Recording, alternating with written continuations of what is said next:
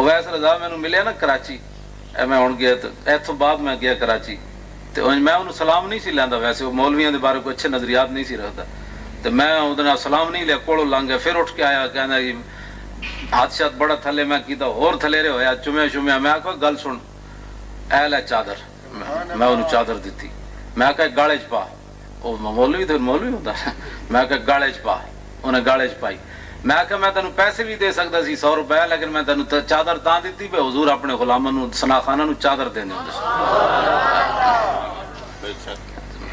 بھئی ساڈا کوئی ویر ہے نعت خاناں نال؟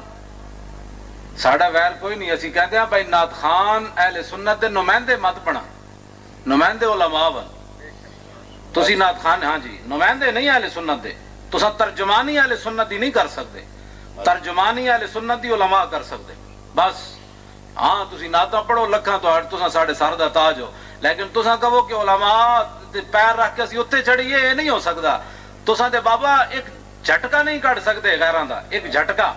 ہاں اے تے علماء ہی ہیں جناب، ستم کرے دھرا ہنر آزمائیں تو تیر آزما ہم جگر آزمائیں۔ نعرہ تکبیر!